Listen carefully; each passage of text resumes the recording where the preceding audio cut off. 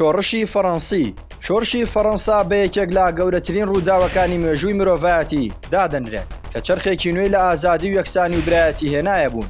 شۆڕشەکە لە 14 تەمووزی ساڵی 1970 بە شکاندنی زیندانی باستێل لە پاریس دەستی پێکرد. ئەم شۆڕشە لە ماوەی حکمی لویسی 16هەمدا سەری هەڵدا کە ڕەگ و ڕیشەی لە ناڕەزایەتی جەماوەریەوە لە دژی چەوسانەوە و نابەرامبەری و دڕندەی چینی خانەدان و حاکمەوە سەرچاوەی گرتبوو. گرنگترین هۆکارەکانی سەرهەڵدانی شۆڕشی فەڕەنسا ئەمانن: یەکەم سیستەمی سیاسی. ڕژێمی پادشایەتی لە فەڕەنسا پشتی بەو بەند و بڕگانە دەبەست کە بەهێز و توانە و ڕەها و بابێ سانسۆر و هێڵی سوور داڕێژرابوون. دادگای باڵا دەسەڵاتی چاودێری یاساکانی پادشای هەبوو، هەروەها دەسەڵاتی ئەوەشی هەبوو گفتوگۆ لەسەر یاساکان بکات و لە کارنامە فەرمیەکاندا تۆماریان بکات. بە جۆرێک هیچ یاسایەک کاری پێ نەکرێت تا لە پەرلەمان تۆمار نەکرێت. مەبەستە دامەزراندنی ئەم دادگایانەش ڕێگرتن بوو لا دەرکردنی یاسای تونند و چەوسێنەر، بەڵام دەسەڵاتی ئەم دادگایانە سنووردار و ئیفلیچ کرابوون بۆ ئەوەی توانای ئەویان نەبێ بڕیارێک یا یاسایەک کە پادشا دەری دەکاتەمان ڕەدی بکەنەوە.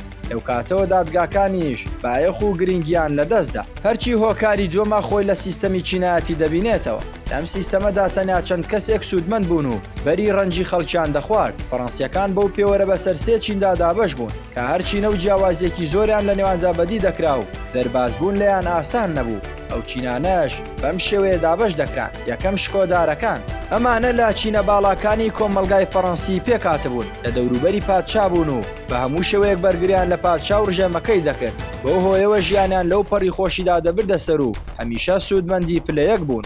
هەرچی چینی دووەمە خۆی لە پیاوانی ئاینی دەبینیەوە. ئەمانیش هاوشانی شکۆدارەکان چینێکی نایەبیان پێکێنا بوو، خاوەنی پانتایەکی سوودمەند بوون بوو. لە ڕوویەکەوە پادشا پشگیری لێ دەکردن و لە ڕوویەکی ترەوە لە سەردەمی چرخی ناوەڕاست هەندێک ئیمتیازاتیان بۆ مابووەوە.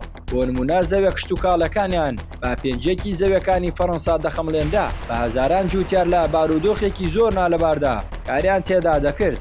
ئەوە جگەلەوەی داهاتێکی باشیان هەبوو کە ساڵانە کۆ دەکرایەوە و پێی دەوترا دەیەک.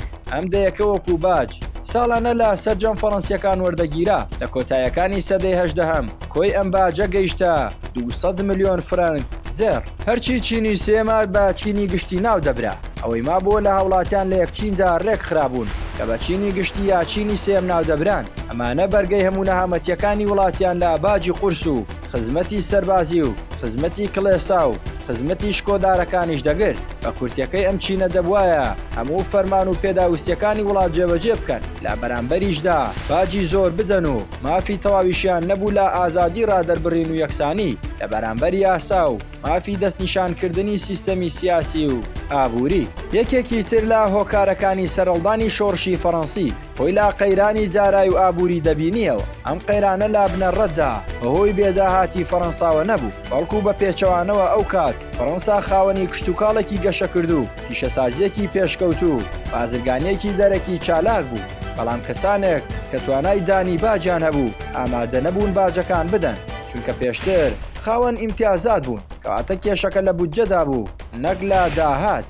قەیرانی ئابووری لە فەڕەنسا لە هاوینی ساڵی 1970 ڕێژەیەکی فراوان تند بوو. برسێتی و قات و قڕی لە هەندێک گوند و گەڕەکە هەژار و کرێکارنشینەکانی شار بڵاو بووەوە. لە کۆتاییدا ئەو هۆکارانە و چەندین هۆکاری تر بوون بە دەستپێکی شۆڕشێک کە نەک فەڕەنسا بەڵکو کاریگەری لەسەر جیهانیش دروست کرد و تا ئەمڕۆژ بە یەکێک لە گەورەترین ڕووداوەکانی مێژوو دادەنرێت.